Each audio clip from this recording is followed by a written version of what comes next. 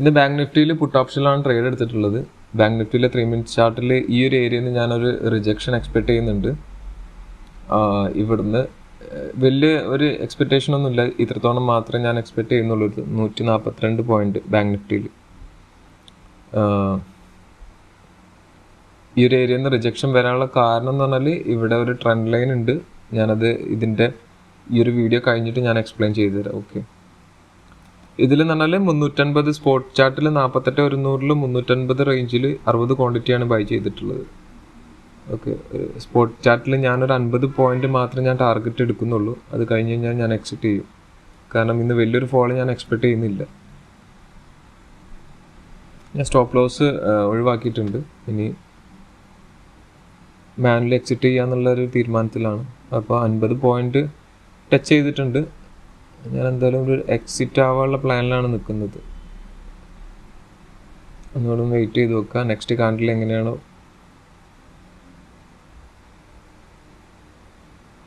ഞാൻ എക്സിറ്റ് ചെയ്യാനുള്ള പ്ലാനിലാണ്.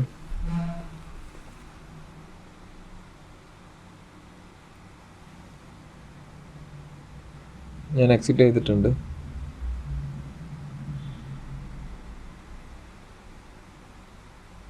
അപ്പോൾ ഇതിൻ്റെ എക്സ്പ്ലനേഷൻ ഞാനൊരു ഇതിൻ്റെ കഴിഞ്ഞിട്ട് ഇതൊരു വീഡിയോ ആയിട്ട് ഞാൻ ചെയ്യാം. ഇന്നൊരു ഗ്യാപ്പ് അപ്പ് ഓപ്പണിംഗ് ആയിരുന്നു മാർക്കറ്റിൽ ഉണ്ടായിരുന്നത്. ആ ഗ്യാപ്പ് അപ്പ് ഓപ്പണിങ്ങിൻ്റെ ശേഷം നല്ലൊരു ബുള്ളിഷ് ആയിട്ടുള്ള മൂവ്മെൻറ്റ്സ് മാർക്കറ്റിൽ കണ്ടിട്ടുണ്ടായിരുന്നു.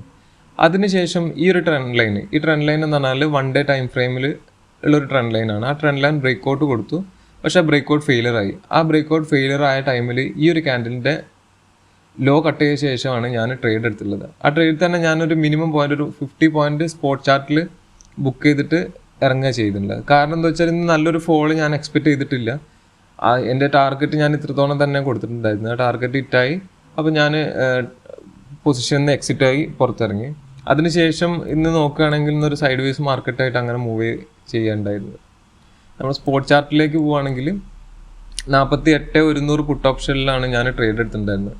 ഈ ഒരു 350 റേഞ്ചിലാണ് ഞാൻ ബൈ ചെയ്തിട്ടുണ്ടായിരുന്നത്. 60 ക്വാണ്ടിറ്റി ബൈ ചെയ്ത് ഞാൻ ഒരു 58 പോയിന്റ് ക്യാപ്ചർ ചെയ്ത് ഞാൻ എക്സിറ്റ് ആയി. ഇന്ന് നോക്കുകയാണെങ്കിൽ പിന്നെ അവിടുന്ന് അങ്ങോട്ട് എൻ്റെ സെക്കൻഡ് ടാർഗറ്റ് ഞാൻ 100 പോയിൻ്റാണ് വെച്ചിട്ടുണ്ടായിരുന്നത്. പക്ഷേ ഞാൻ നോക്കിയിട്ടില്ല. എന്നാലും ഇന്നത്തെ ഒരു മാർക്കറ്റ് നോക്കുകയാണെങ്കിൽ ഫുള്ള് സൈഡ് വേസ് ആയിരുന്നു. പിന്നെ ഒരു 3 മണി ടൈമൊക്കെ ആകുമ്പോഴാണ് ആ ഒരു ടാർഗറ്റിലേക്ക് എത്തി പെട്ടെന്ന് തന്നെ റിജക്ഷൻ വന്നിട്ടുള്ളത്. ഇന്നത്തെ പ്രോഫിറ്റ് നോക്കുകയാണെങ്കിൽ 3,501 രൂപയാണ് പ്രോഫിറ്റ് ഉള്ളത്. അതിൽ 350 രൂപയ്ക്ക് 60 ക്വാണ്ടിറ്റി മേടിച്ചു. 408.35 60 ക്വാണ്ടിറ്റി സെൽ ചെയ്തു. ഇന്നൊരൊറ്റ ട്രേഡ് മാത്രമേ എടുത്തിട്ടുള്ളൂ.